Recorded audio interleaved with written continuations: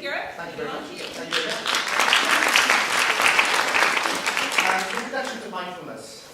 That's what it is, an introduction. I mean, it's what we're going to look at today for the next hour, typically. We're going to turn it over. It's not working. So, what I will and will not be doing. There's a temptation to talk about well-being in schools. One of our core values is about well-being, and we work hard on trying to develop aspects around that on a day-to-day basis. And that's a whole different set of sections. What this is about is basically introduction to mindfulness, what it is. Using information generated from a number of universities, Oxford in the UK, Stavanger, UMass Medical School, University of Pennsylvania, done a lot of work and research in this area. The other thing that it won't be from a religious perspective.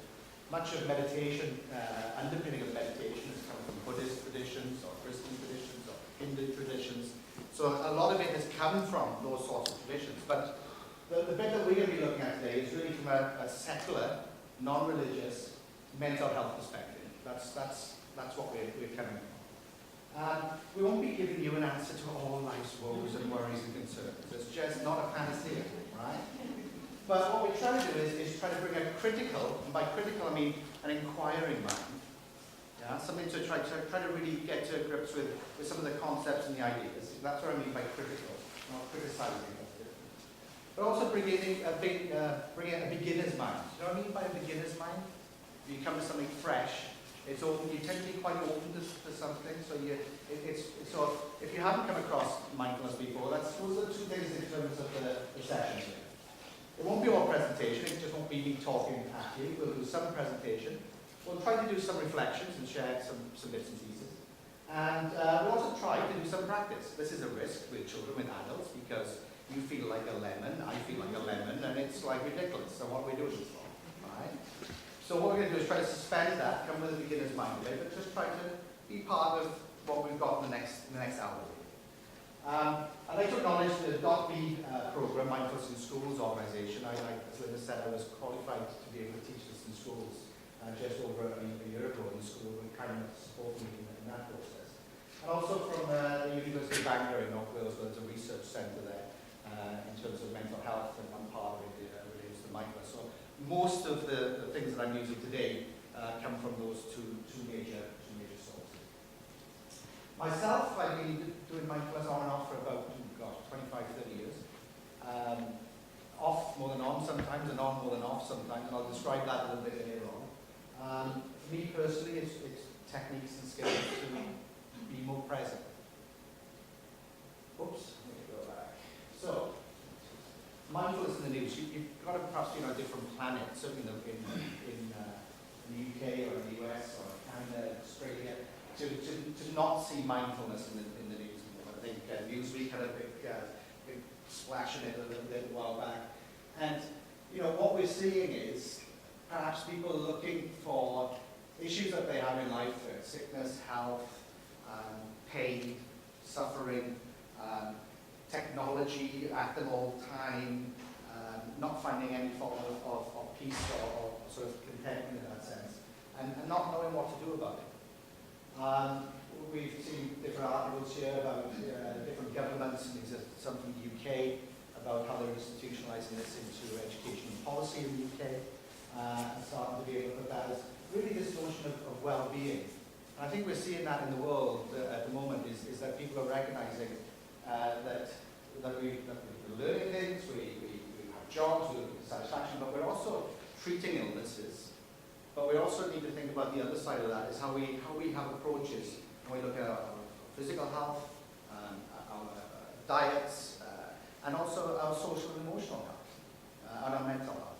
As a high school principal, probably for 15 years, I kept on seeing an increasing number of students with mental health issues, and an increasing number of parents with mental health issues, and an increasing number of colleagues with mental health issues. And that sort of drove me, about 10 years or so ago, to say, you know what, we perhaps need to do something a little bit more about this, and perhaps a little bit more consistently about that. And one avenue that's been looking at really has been the whole area of mindfulness. But we're not going to talk about that in schools today. What we're going to do is a simple introduction to mindfulness. And then the reality about it is it's very, very simple in terms of what we're looking at. And the simplicity is the most important thing, I think, in terms of perhaps underpinning this idea. That's just about paying attention. That's all it's about, is paying attention. Deliberately. On purpose. Yeah? So trying to pay attention on purpose. In the present moment. You can't be anywhere else now, physically, can you? I can't be anywhere else now. But if I'm thinking about the admin meeting I've got at 10:15 and whether I'll be able to make it there on time, yeah, I'm not giving off this presentation to you. If I'm thinking, actually, my daughter threw up this morning, and I sent her to school, I'm a bad parent, will she be okay, or whatever, because it was just one winning, temperature, she just... But if I'm thinking about that, then I'm not here with you. Yeah? I can't do anything about that. I can't do anything about the meeting I've got to go to next. The only thing I can do anything about is us here now. It's quite simple, this concept, this idea. You be where you are. You pay attention where you are, in the present moment. And you try to do it non-judgmentally. So getting angry about yourself for not getting things done, or getting angry at others that you're in the present, you're trying to just step back. There's no right or wrong answer. Oh, I was supposed to be in the present, now I'm not, and I'm really upset about it. No, that's not helpful. It's not, just don't be judgmental about that. Oh, my thoughts were here, they're miles away. Just bring myself back to what's in front. So trying to do things non-judgmentally. These are the sort of underpinnings, if you like, of what mindfulness is in terms of a simple definition. So, oops, go back.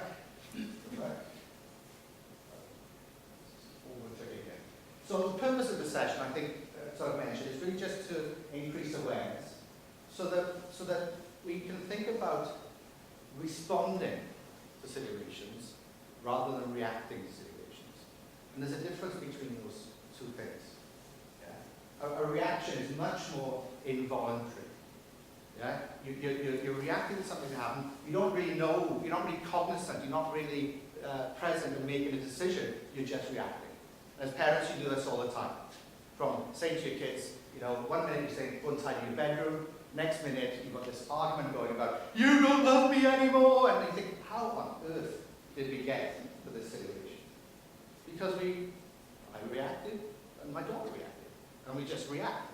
And then half an hour later, with Vicky, my wife, what's for dinner tonight? Well, you haven't done that, and I haven't done that. I was walking around with a big sort of frown about it. How did all this start? Where did we get to this point? In terms of the, because we end up sort of reacting rather than responding with choice. So the idea of this thing is about not worrying about getting somewhere, what's happened or what's going to be. It's all about allowing yourself to be in here and now.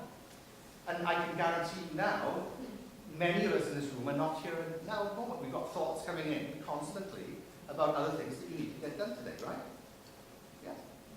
And it's because we're not paying attention to that, because we're not thinking about how do we train ourselves to be in the present, our mind is everywhere. Yeah? I've noticed when I get up in the morning, if I lay in bed too long and not actually more conscious about what's happening, I end up with all sorts of worries and anxieties about what's going to happen during the day. Yeah? Whereas if I just am more conscious about lying there and what things are happening or what things to do, and I'll get up and start to work on the things that I have to do individually, that doesn't happen. So it's about not ruminating over problems of the past or things of the future. It's just about being where you are. Okay. Somebody, I thought I switched this off. Kevin Hawkins is actually one of the trainers who trained with. So let's just move on. So it's all about the difference between this reaction and response, and trying to, where possible, respond more clearly, to recognize mood changes, to recognize situations are there, to try to avoid yourself getting into stuff which is going to be unhelpful to you as an individual. So what stresses you? I did this with the kids a little while back. What are the things that stress you? Anybody want to share? Kids. In general, kids. They stress me. Don't care whose kids they are. Mine, anybody else's kids. Most teachers feel like that. Yeah. Money for college. Money for college, Yeah, that's a big thing. Yeah. And how old are your kids now? They're little, but and then 9 and 6. But that's a big thing in my house. Money for the college. How many years is that away? I'm not saying you shouldn't think about these I things. know. Nobody's saying you shouldn't think about these things, but you ever find yourself sitting there in the middle of whatever you do, and all of a sudden that thought, how are we getting money to college? How are we getting money to college? How are we getting money to college? How are we getting money to college? Is that helpful? No, what we do is, okay, today we're going to put some more money or some more money, Yeah. and I just try to put more money in the account for the Yeah. savings, but that's what we do. But it's something that worries me. Yeah, and it's stays you. Any other things that worry people? Time. All of us have the finite amount of time, right? That's the one thing we can't change. It's how we deal with that time and how we react and respond in that time that actually makes a difference. I don't know if any of you have been out, in a situation where you've taken time out, or you've not been in a work context, or you haven't been able to be on a retreat, or perhaps it's been forced upon you because you've been ill somewhere and not been able to work or to be active or do stuff. Time just drags. Oh my gosh, it drags. And then you get a situation whereby you've lots of things going on and you never have enough time. But time is a constant. Yet your response in terms of the situations what you have changes. And that's this notion about being aware about your response to change. And the other hand over here. Yeah. Combining dinner with all the after school. Multitasking, in terms of how that happens, because you need to be in different places. But you actually have 4 or 5 different thoughts going on. But the reality is that you can only actually do the thing that's in front of you at that time to the best of your ability.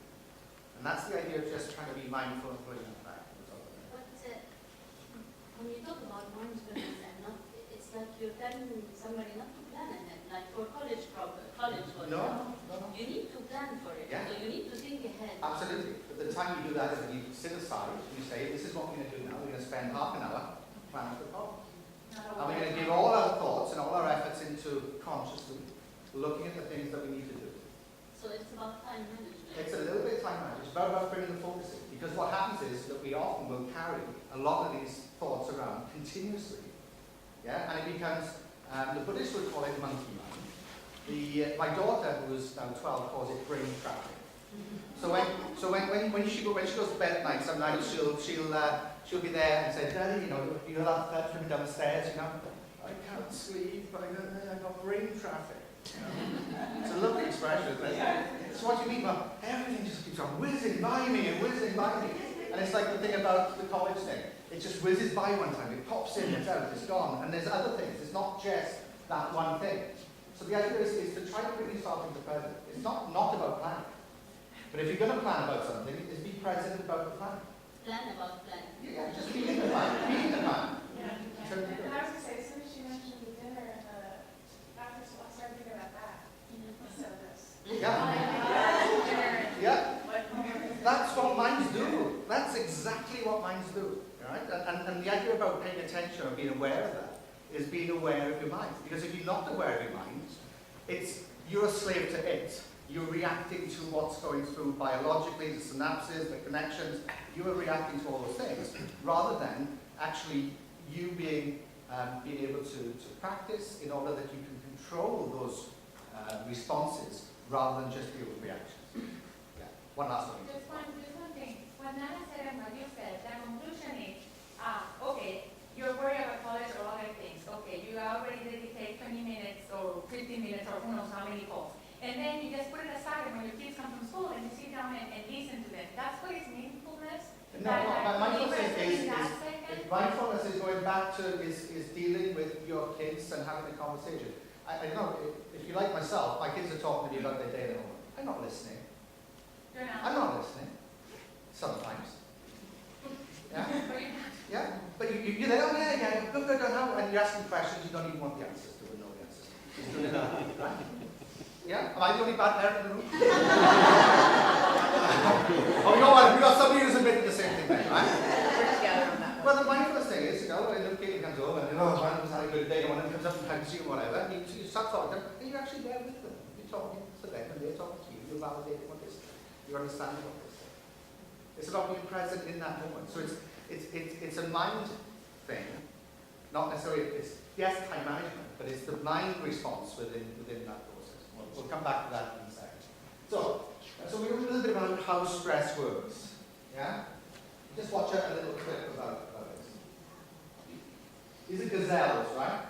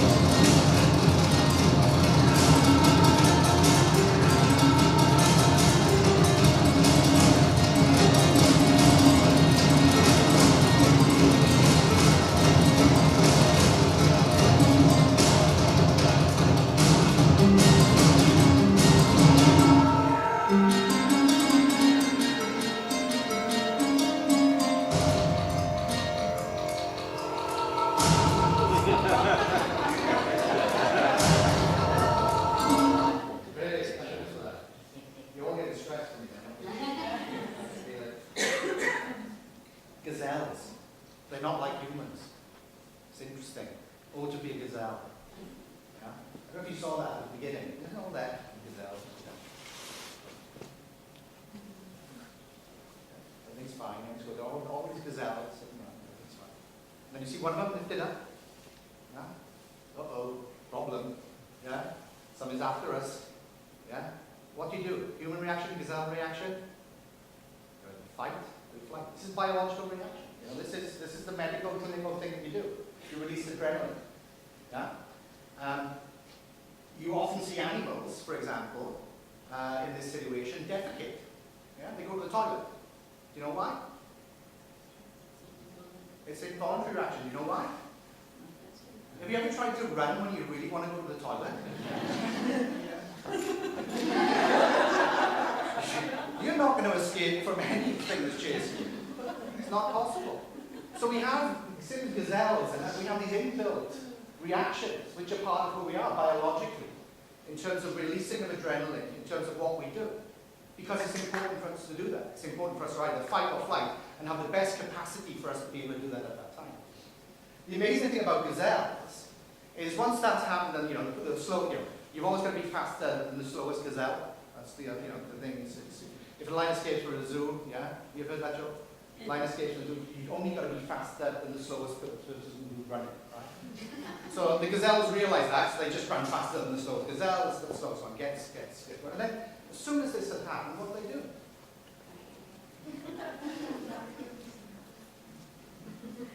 Just go back to business.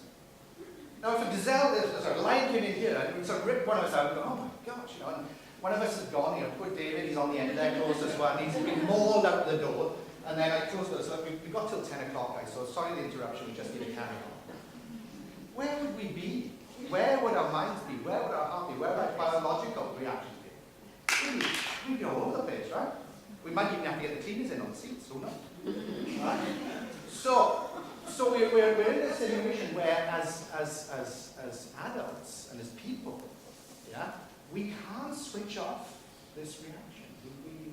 We can't do it as easily. The body takes time to remove from that. So what we end up seeing is this.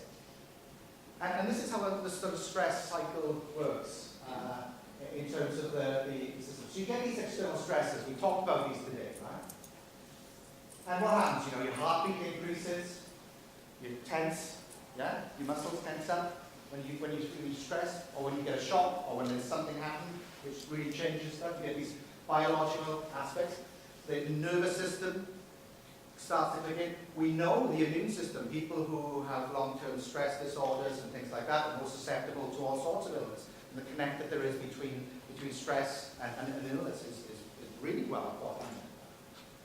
And what do? So our body recognizes this stress. Our biological, historical, personal reaction releases things, releases this adrenaline into our body. We get into this fight or flight alarm system, and then all these things start to crack in here from a sort of medical perspective. But then, our body takes a little bit of a while to catch up with this. In a normal sort of process, gradually you come to terms with the stress reaction, and some other chemicals click in, you become calmer, and actually you are able to carry on in the body. But with what we find today, we're finding lots and lots and lots more stresses. Lots and lots of things in today's society are stressing people more and more, whether it's time, whether it's work, whether it's college, whether it's technology, whether it's anything that things. Okay? And what we tend to find, or what we are finding is that then people can't regulate this naturally, or they find it difficult to regulate this naturally.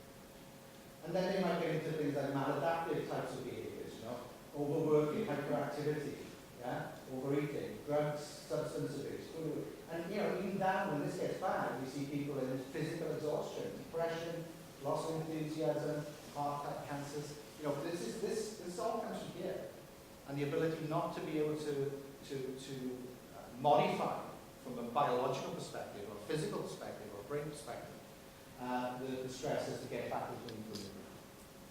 So, if we know that that's the case, it's sort of makes us think about our mind and our reaction. It's nice to quote you're looking for. The mind is its own place, and in itself can make heaven of hell, or hell of heaven.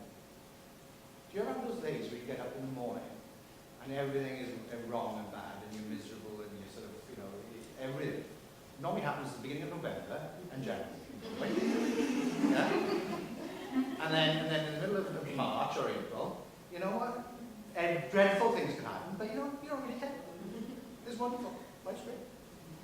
And it's in the day hasn't changed. Okay, some external factors might have changed, but the response is in your brain. It's in your mind.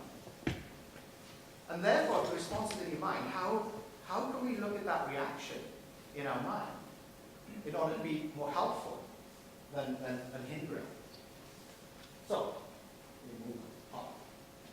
The brains, we found now, there's some great research in the last sort of 10, 15 years or so, where we're actually thin slicing using medical equipment, we're thin slicing people's brains over time. Children's studies have gone on from babies and infants, actually looking at their brains and brain patterns, you can find out where language centers are and changes it. And what we thought is, we used to think brains are fixed. When you're born, you get your brain, and that's pretty much it. And you have to deal. If you've got good brains, you're going to be lucky. If you've got bad brains, you're going to struggle. What we're finding is brains can do change quite significantly, and actually brains are very malleable, and synapses can be grown, and the myelin can solidify certain things in the things that you do all throughout your life. We've done a wonderful study on taxi drivers in London. Have you been in these black cabs? Yeah. Do you know how the taxi drivers get around in the black cabs? You know what they have to do first? No. They have to do something called a test, right? They call it the knowledge in London. And it takes about 2.5 years. And we will see these guys going around, and typically when they're going around on mopeds with little signs. Or basically they go to every street in London. So when you go in and ask for whatever street it is, they'll know what time of day it is, the most direct, fastest route to get there. Right? So they did some research on these guys, on these taxi drivers' brains over time. And they found that the center part of their brain, which is to do about direction, grew and grew and grew. There was more myelin, there was more synapses being connected in those areas. And even after we do it for 5-6 years, it still continued to grow. So what we're finding from the research is, actually, brains can and do change. And they change with practice. And they change with development. We know, for example, if you learn a second language very early on, you'll learn that in a different part of your brain to a second language learner, learning it later on in life. So we find out all these wonderful and exciting things about brains. And the more we learn, the more we think, okay, this is useful information to us, which actually might be helpful in the long run. So the idea about within the mindfulness context is practice, like anything else. If you practice at something, it becomes more connected, it becomes more real, you become better at it. Yeah? So we'll come back to that in a second, and we will do some practices. So we're going to do just a 2-minute thing, and I'm going to ask you to bear with me and to take part. We're in that beginner's mind, if you like. And we're just going to do a practice where we're going to sit. So I ask you to sit up, if you can. The seats aren't great. But I'd ask you to sit. If you just perhaps, if you can, if you're a bad back, it doesn't matter. If you can, just sit forward from the seat a little bit. Yeah? And just put your hands on your lap there. Okay? Straight back and head resting nicely above. And what I'm going to ask you to do is imagine that you're going to have a football in your hands, a British style football, American soccer ball. Okay? And I'm going to ask you to pick it up and hold it with your eyes closed.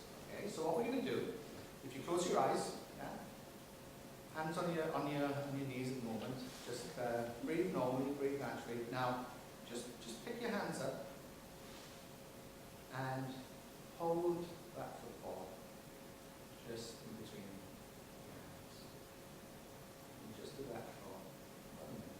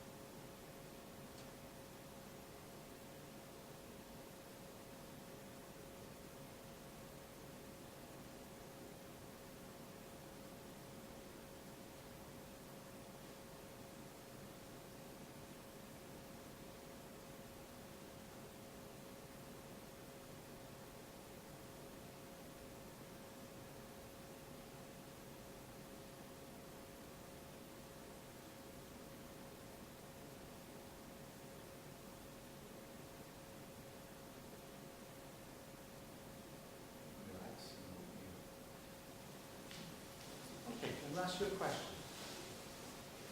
What did you notice when you were doing it? You noticed quite a run. Yeah. What did you notice?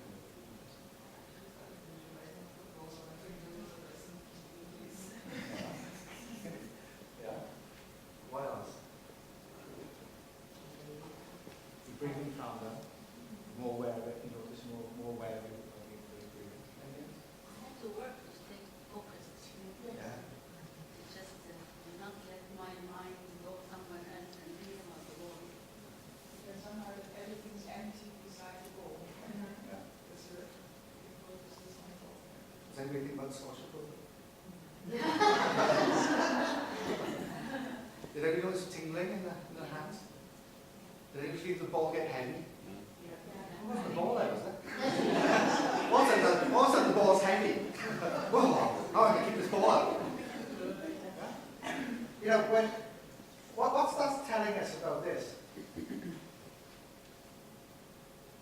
Your brain might be physically in your head, but your mind actually can link itself to your hands, to thoughts that go out, to parts of your body, that there's some connections here.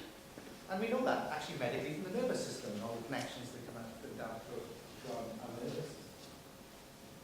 So what we see and what we feel and the connection between these two things becomes important. Because when you are nervous, what happens? Tense up. Yeah? What else? Someone gets upset. You're really nervous, we talk about that. Heart rate increases. Stop the heat. Yeah. Have you ever noticed? Sometimes I notice that I'm not breathing in stressful situations. You're not holding. Oh, I don't even breathe for the last minute. Yeah. And all this has this connect to you, and the physical connect that it is, and it's not healthy for us. It's not helpful. So now we're starting to know and see things. Hands up who hasn't seen this film with their children. Oh my gosh, you have to see this film. Yeah, it's a wonderful film. And there's a wonderful piece of magic in it, which I know Ms. Jennifer from the high school guidance, she shares this with the high school students as well. Let's see if I can get this.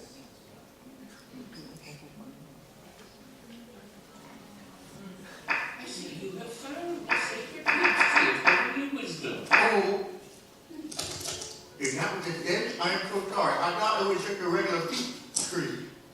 I understand. You eat when you are upset. Upset? I'm not upset. Why am I randomly sitting upset? So why are you upset? I probably sucked more today than anyone in the history of Kung Fu, in the history of China, in the history of sucking. Probably. And the five? Man, you should have seen them. They totally hate me. Totally.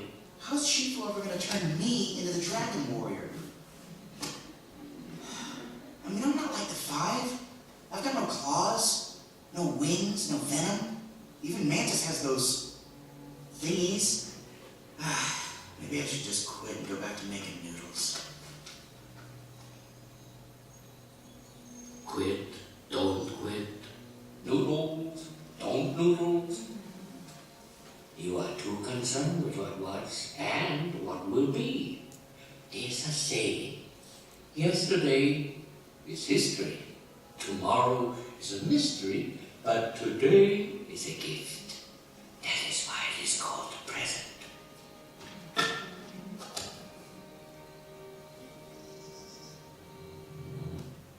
Gosh, Disney got obsessed with one line. But the take from that is this notion of, us as adults, when you do this with kids, you ask them about what their worries and concerns are. And it's about what's happened in the past, or what's happened, or what's going to happen in the future. And you see kids in classrooms, where you're trying to teach them economics or theory of knowledge, and you're trying to get them to learn and whatever. And guess what? They're not there. It's difficult to actually teach and learn when you're not actually physically in the room, but not mentally in the room. It's difficult to be kind to your wife if you're somewhere else. Yeah? really is. It's difficult if you had a traumatic situation a number of years back, and you keep going back and blaming yourself. It's like, have you ever had a sword and you keep picking, and it never goes? You almost keep throwing that second dart into something. It's about leaving those things go. You know? It's about being present. And that's the only place that you can be. And yes, we might have concerns about what's happened in the past or what's happened in the future. But the reality is, the interactions you have at the time that we are here now, that's the only time you have, is the present. So that is some of the underpinnings as we start to look at trying to be mindful. And the idea is, from a again, much more the research perspective, that pretty much in Western society and what we do and what we pride ourselves on, actually, is our comparing, planning, analyzing, judging, goal setting, remembering mind, the cognitive part of our brains. Yeah? We're using that all the time. Gazelles, if we remember, are able to do what? You know, they're oh, look, we can run, off we go. Yeah? We tend to be here a lot. And traditionally what we've lost as part of our more complex world and our more developed world and where we stand now is actually forgetting to really be about this. Nice phrase, you're smelling the roses. Do you ever heard that phrase? You know, that's what this is about, is smelling the roses. Seeing, tasting, touching, hearing, smelling. Being there at the time that you're there. How many of you have had a McDonald's meal? Yeah. What does it taste like?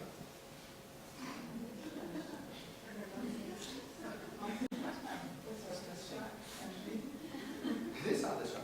I also go that they all become with kids, you know, you're a good parent, you're going to take them at least once a month. Right? So we all sit there and eat them, you know, and then great, you get this rush of sugar, rush of fat, and all this. But halfway through a Big Mac, you go, because you actually subconsciously start to taste the food.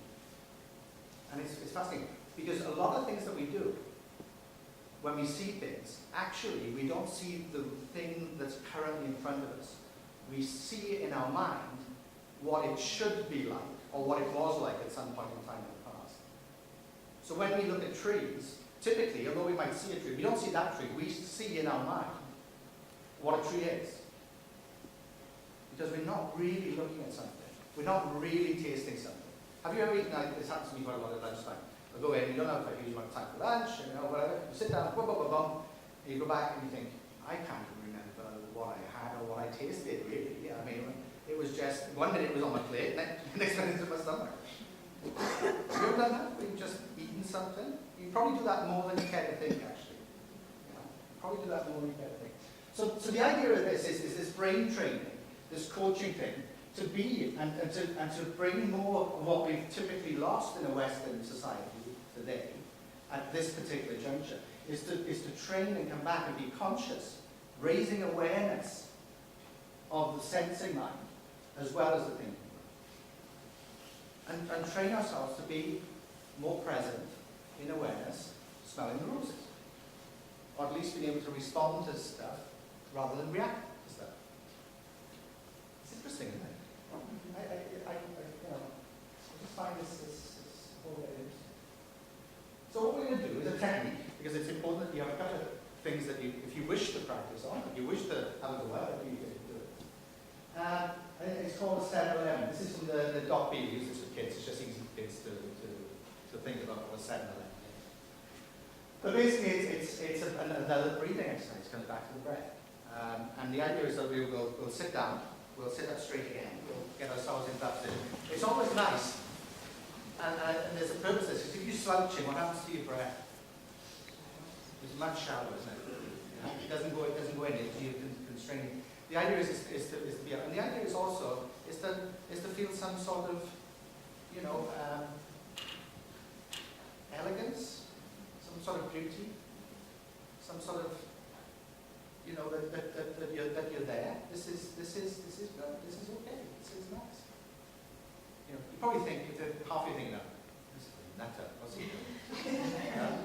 Or why am I doing this? So if everybody else is doing it, I better do it, but I don't really want to do this. So you get all these thoughts. So what we do is 7-11. The idea of 7-11 is just for, again, a few minutes, is that you breathe in for 7, count to 7, and you breathe out for 11. You do not alter your breath to the count.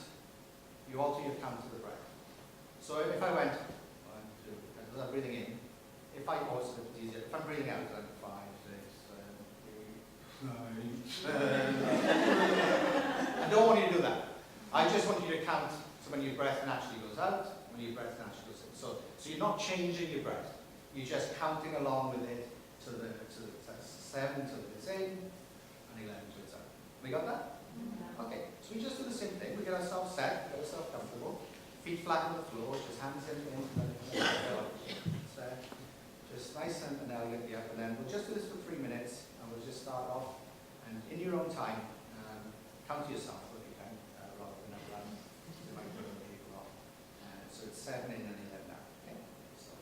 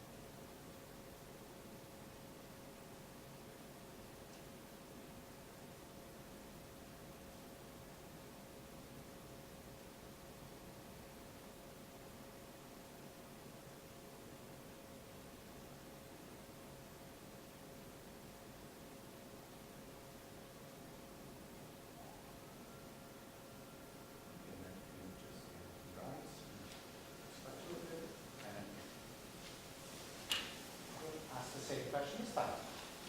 What did you notice, if anything? Relaxing, what do you mean by that? What did you notice? I could feel my shoulder. sensed it, you felt it. Yeah, yeah. Anybody else sense anything else? Metaphorically breathing. So you notice that as you went on, your breathing got deeper.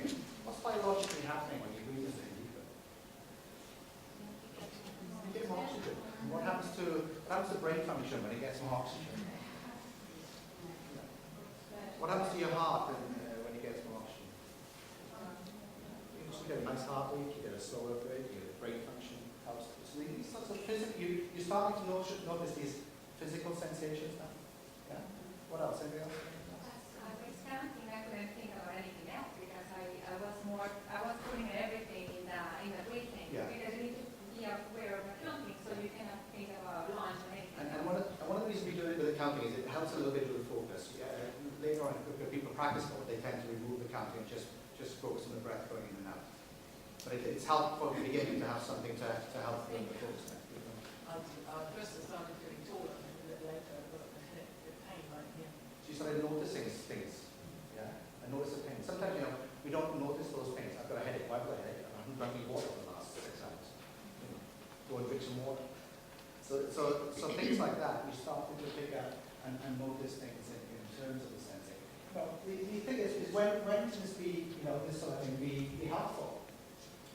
You think you're in a stressful situation. I mean, I'm sure you've had a very nice, calm discussions with your husband or wife at certain points in time where you're upset and they're upset. And you really get a long way, don't you, in the discussions if you do have that discussion right in the heat of the moment. It always works out that way. Best to talk about things when you're really angry or stressed. Things always work out right. Pain. One of the reasons I do mindfulness actually is I get arthritis reasonably badly, and it used to make me very, very angry. I used to get tense all the time about it. I used to hate the fact that I was in pain. You start taking lots of medications that may not helpful for you. And one of the things that actually mindfulness for me at a personal level does is it helps me rather than run away from the pain and get angry about it and get tense about it. One of the things you do is you like, I've got a headache. You go to it. Say, this part of my back is really hurting. You just go to it and you breathe to it. And what you find is that you relax into the pain. And the pain doesn't become stress. It doesn't become suffering. It's a great one line that John Kabat-Zinn uses is that pain is inevitable, but suffering is optional. And the idea is that you can use your breathing and you can use your sensing and your feeling to be able to manage situations. Again, you're responding to them, or you're developing a response to the situation rather than a reaction to it. Sleeping. How many of you sleep well or badly? How many of you sleep badly? And what wakes you up?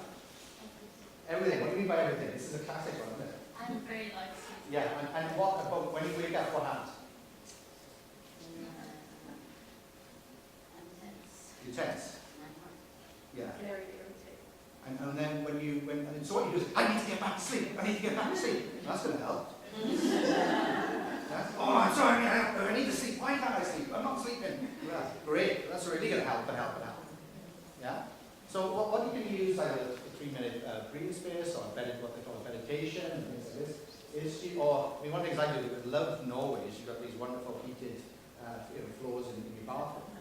So I just have a chair in the bathroom, can't sleep in the middle of the night, just get up, go there, 5 minutes, breathe, go, back in bed, gone. Does it have to be on a chair? No. You can do lying meditations and things like that. You've got to be careful that if the intention is to go to sleep, that's great, then it's fine. If your intention is just to be calm and restful, what you do is when you find out you're lying and doing this and doing these things, there's about 10 people in the room by the end of it. And the idea is about, hang on, I thought this mindfulness was about being aware. Now everybody's gone to sleep and it's not about awareness at all then. It's about you. But if your intention is just to relax and go down, that works well. Often the light meditations, they do what they call a body scan. I won't have time to do that today. But the idea about that is that you take your breathing through your body. And you just notice through your body. And it just brings you back into the here and now. It's just the idea of just simple techniques to bring you back to where you are, which is good. It's like the relaxation technique they do for phobia and anxiety and like. In yoga, they do this in cognitive behavioral therapy. There's lots of things that they would use in that. The purpose underpinning of mindfulness is actually to just be more aware, more present. Yeah?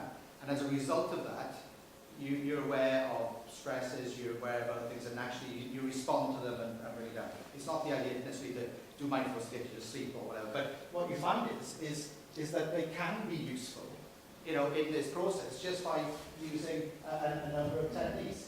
I mean, we do this in exams. What do we do for kids before they go to exams? And you must remember this, and you must remember that, you must do that, whatever. Kids are like, yeah? They go to the exam, they open the paper. I'm so stressed now, I can't even think, I haven't read. Have you ever seen an exam paper where you've answered a question and halfway through you realise you're actually answering the wrong question? You know why? Because you're not present and there, in the moment, actually answering what the question is asking you. You've been doing all this stuff the night before and learning on it, and by goodness, you're going to make sure you write that down in the paper. And if you see one word which is all in even a little bit related to the thing that you've written, ha-ha, I do this. You're not there. You're not with it. You're not present. So the idea before going into exams, the idea before it, is to take a breathing space. Take the time. Do the revision the night before. Do the revision the day before. Do the revision the day, but before you go in, before you do the thing. Bring yourself so you're present with the exam paper. Well, there's a whole session that we do in terms of well-being and how we link to that and how we prepare kids for that. Part of the time, I'm happy to go into a well-being one later on in the year where we talk about things that we're doing in the context of school around the whole area of well-being. But today, what we're trying to look at is well-being from a general context. So if I could just skip that one today and we could perhaps come back to that. So the easiest way to do that is to stop trying to make things different to what they are. It is what it is. Yeah? Yeah. Being present, you are what you are. You've got what you've got. If you keep struggling with those sorts of things, doesn't mean you can't change. But if you keep struggling to say, why is it like this? It is like that. Yeah. I mean, I'm sure this is going on in all the oil companies at the moment. It's sort of, why is it that the oil price is going down? Why is it that we have people going, why, getting angry at, well, no, that's what it is. That's the reality. Yeah. Why is the weather so bad? Why? Well, because it is.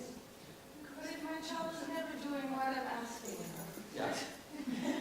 I can relax and stop trying to change it. No, you're not relaxing. You're trying to be present. When you have those conversations about what it is, why they're not doing what they're doing, whatever, you try to be more present with that conversation. Yeah? I'm very present. I mean, as I said, I'm not giving answers to, I have kids who do things that I don't want them to do as well. And I'm not saying that if I sit in my chair long enough, they'll do what I want to do. It's not what I'm saying. But what I'm saying is that what I'm trying to be more conscious about is trying to avoid that situation where your room isn't right, and like 5 minutes later, oh, you don't love me! I do love you, but you need a way. And no, that's just nonsense. That's, it's not so helpful. So, well, it's personal. So, it's about trying to get that calmness. It's about trying to let a cup of muddy water. Yeah. If you have a cup of muddy water, you sort of put a spoon in it and whatever. You see all the dirt. You can't see through it. The idea of this is really to give you a metaphor is to let the mud settle, and then you can see through it. Yeah. Just a little bit of a metaphor. It's about happiness, isn't it? Really, at the end of the day, I mean, it's about trying to be as happy as we possibly can, and moving away from negative states of mind towards more healthy, peaceful, contented ones. I want to spend about a few minutes looking at attention. We did the breathing space there. A couple of things. What did you notice in the breathing space? What did you notice when you were doing the breathing space?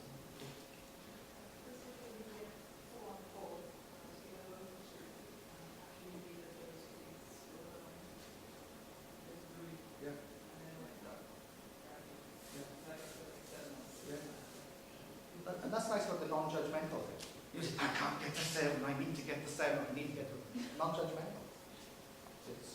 And then what happens when you're non-judgmental is that you actually then you start to go towards that. Any other feelings? I was thinking about when it was going to be done. Yeah. You know, like, all right, how long is the breathing space? You know, like, Sure, I said 3 minutes, yeah. yeah, I know, but you know, you want to check your watch. Yeah. Hurry up, what's up? Yeah. And what does that tell you? We talk about the time and the significance of time, not having enough or too much and no time is there. The time is the constant, but our reaction to it, Yeah. or is it a response to it? I realize how long can 3 minutes be. It's got to be like 5 minutes. It's got to be. He's forgotten. He's fallen asleep. Yeah. Okay. But let's look at the attention of the moment. You know, I'm into rugby. Does everybody know who this is? Joe Wilkinson, one of the best kickers of football that you've ever seen. And his thing is, you know, there's 40, 50,000 people in an arena, all shouting and screaming, all going for it.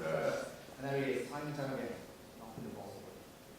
Can you imagine if you're trying to kick a ball, somebody's you know, like, and he just goes up there, puts himself in the bubble, almost every 3 times. And a lot of the stuff that he uses in sport is about focusing the attention. How many of you, you know, look at that concentration. Have any of you played sport to a good level, or, you know, quite professional and or, you know, at a level where when you're playing, you get this notion of flow in sport? Have you done that?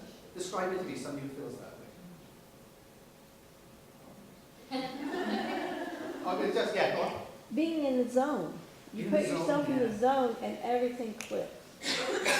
I used to play a lot of cricket, and I used to describe it as I see this cricket ball coming to me, but I see it like a football. It's like, how can I miss it? You know, it's so easy to hit it. It's just boom, because the focus is there. You can see it onto the back, you can see it off the back. And you get days where you go out and boom, what was that? The ball just shoots past you. I did a lot of hurdling, so you're standing in front on the start line, and you've got this row of barriers ahead of you until the finish line, and you can either stand there and think, oh gosh, I better not hit any of these or fall over, or you can imagine that you're just going to glide over every single one, that it's smooth and there's something there that's going to make you glide over. So it's a psychological change of mind. This is what's going to happen, and I'm not going to hit any, I'm going to glide over, I'm going to cross the line. But when you're part of a team or something and you're in practice, and you know what, you're the best player on the field. Oh, brilliant, beating, everything's fantastic. You go onto a field in a game, guess what happens?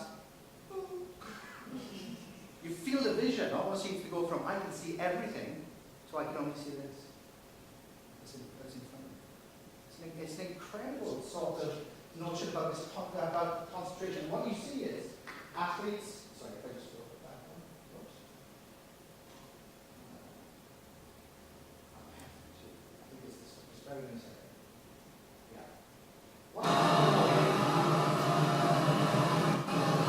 Good morning to Canada. Now early. And Percy making a train on again.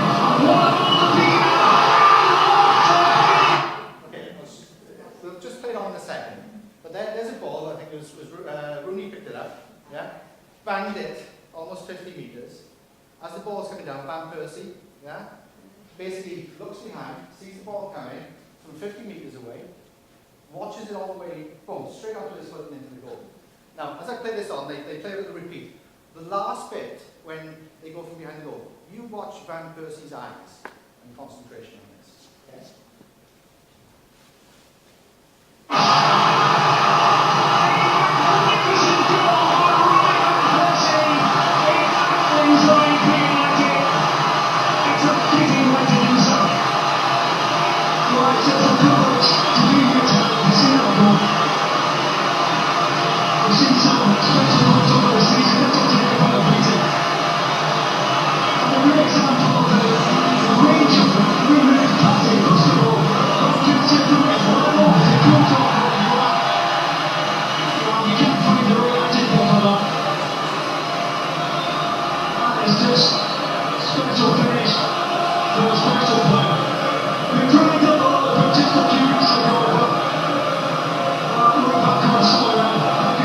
You see his eyes on that?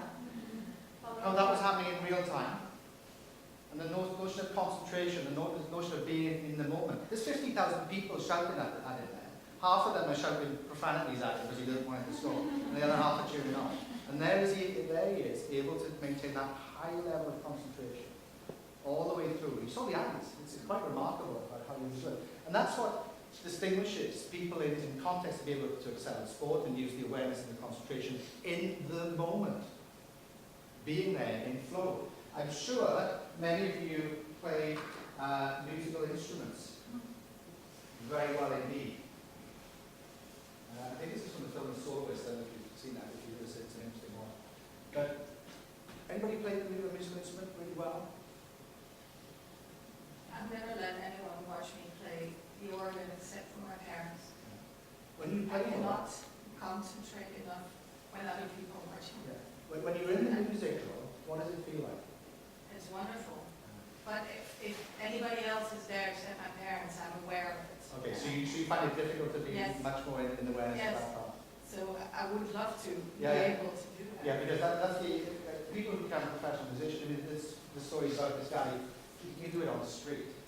You know, the concert cellist with mental illness, but the notion of being absolutely in the moment with one, and people who are performers in whatever sense, they talk about basically being in the flow. They could be anywhere, but they're with the music. They're just so much with the music in terms of the concentration and awareness of their hands.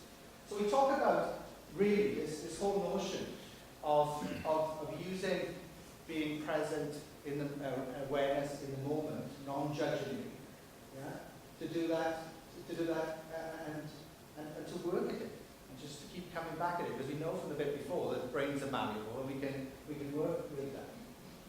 We're probably not going to have time to do both of these practices, but I would like to, and I'm going to ask you guys. Yeah, hang on, I'm just coming back to you. Yeah, because you've been so good, you have a choice of either having a Malteser or a raisin. I don't want you to eat it, just put it in your hand and hold it in your hand in front of you. The reason that I've used the raisins on the, you can use a raisin or you can have a chocolate. Some people react very badly to chocolate and will be running around like crazy people within a minute. And only chocolate. So they're supposed to choose. They can choose a raisin or a chocolate, one or the other. We got one raisin.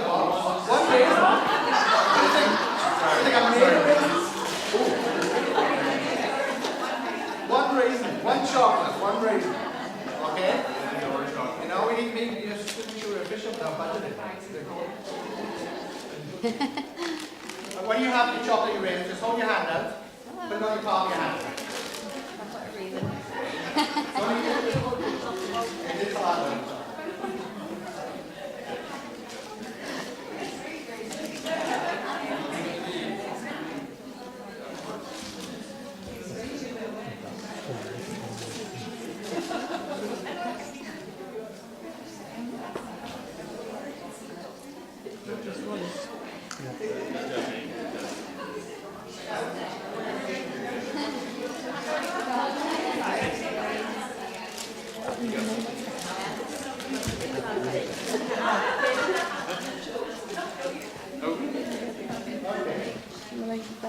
So you've all got a chocolate or a raisin. I don't think so.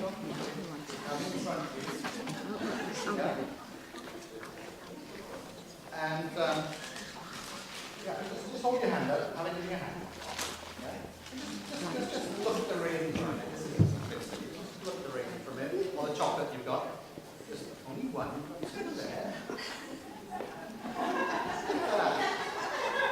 One raisin.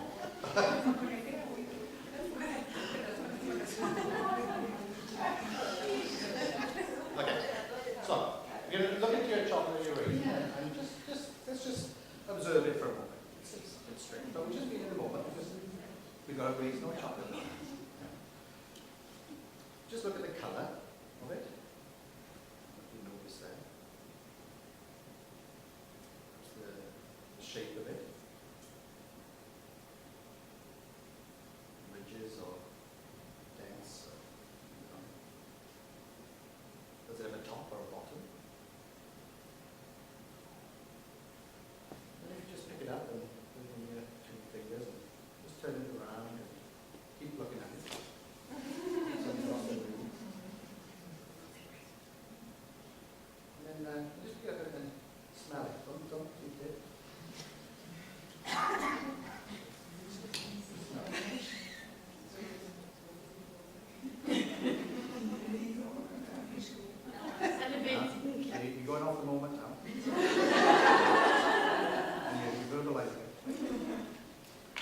Okay, now you put it between your teeth. Do not chew it.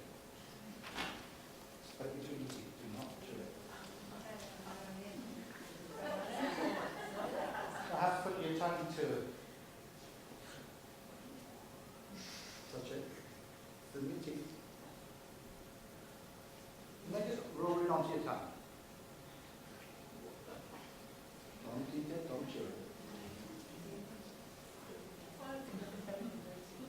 I'd like you to, you're going to just bite down it, but not break it in half or chew it. Just bite down on it a little bit.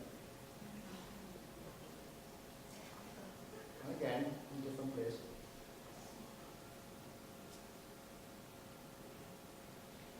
Then move it around in your mouth, from side to side, in your tongue.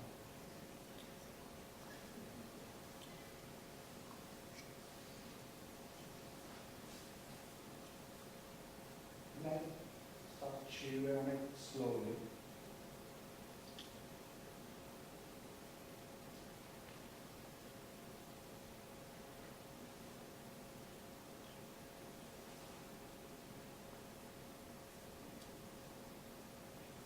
And carry on chewing. When you feel you're ready to swallow it, notice the swallowing as well. When you're ready,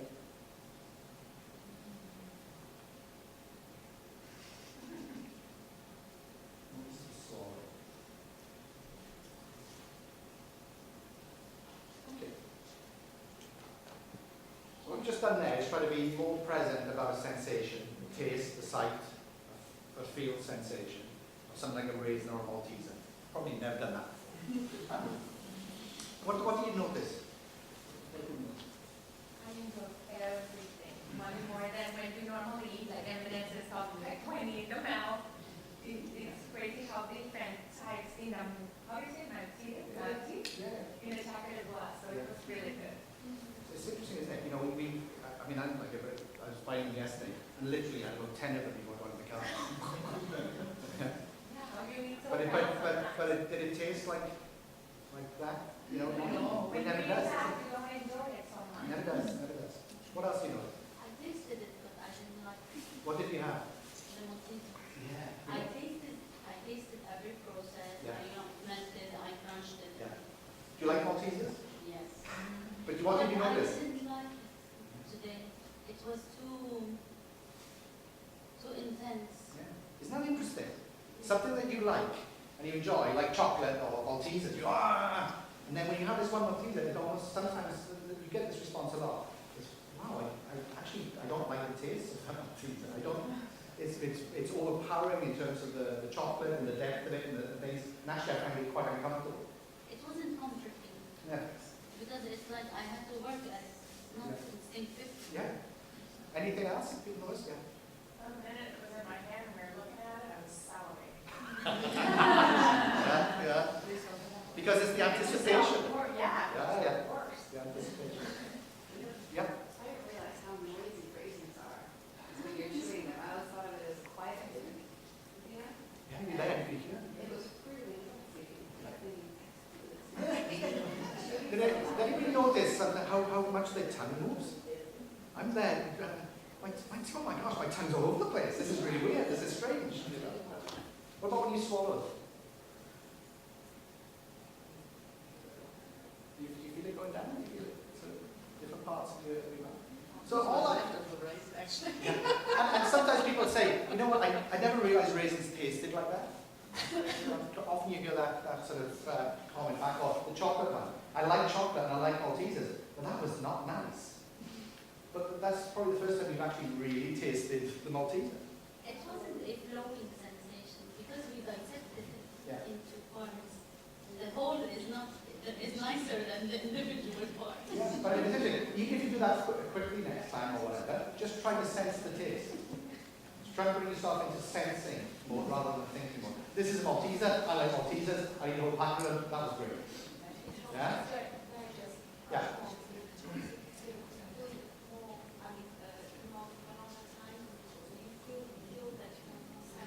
Yeah.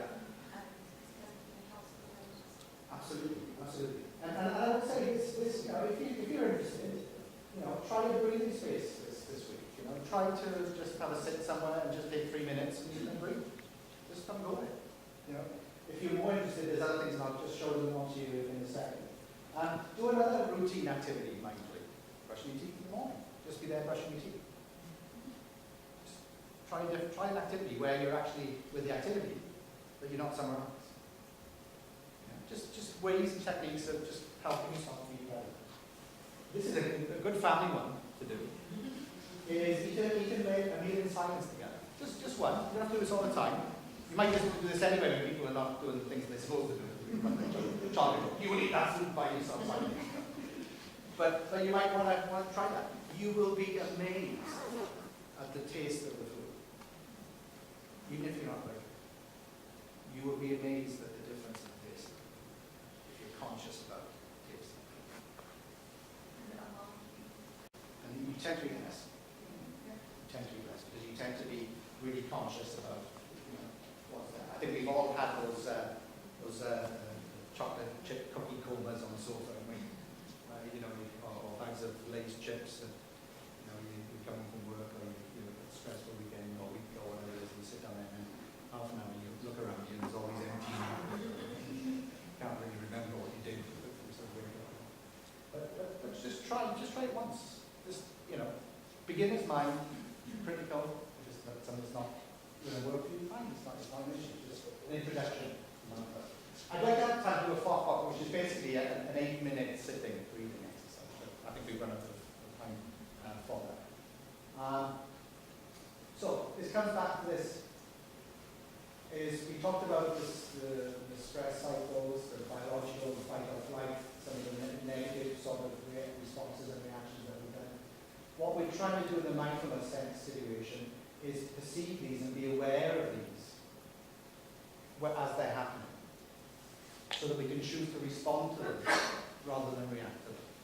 That's basically simply what it's about.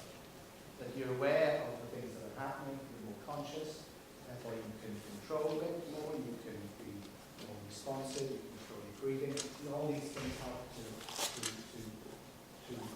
bring you back down for a fight or flight situation, or actually prepare you for a fight or flight situation. So if you know you're going to go into a stressful situation, you know it's going to be stressful. Then before you go into it, grounding yourself so that you can go in there and be more mindful about the situation you're in is helpful. This is what, you know, athletes do. This is what musicians do. This is, you know, it's trying to bring yourself into the moment that something is about. And the idea is that brings about better well-being and better mental and social well-being. The possibilities, it's completely up to you. You can do stuff, you can don't do stuff. Don't do, you know. It really is up to you. There's one thing that I learned a number of years ago, is often when difficulties arise, the worst time to try to weave your parachute is when somebody's throwing you out of a plane. In other words, trying to build up techniques or practices or ways and methods to be able to deal with difficult situations, because, you know, as sure as eggs is eggs, we are all going to have difficult situations in our lives from the time of one to the time of that. It's going to happen. We're going to have stressful situations. Some of them will be very, very bad, some of them will be not be so bad. But I guarantee you, everybody in this room either has gone through or will go through a difficult situation. And therefore, this notion of actually preparing yourself or having a process is that when you are in that situation, you are able to respond in the situation more mindfully, more meaningfully, which is helpful to you and others, rather than reacting in situations which is potentially destructive to you, destructive to others. Of course, it's like everything else. You know, the more you practice, the better you get at it, and the more you train your mind to be able to use it. But very much the choice is yours. But it simply comes back to that notion of paying attention, on purpose, in the present moment, conscious. And that's actually finished. So, thank you very much.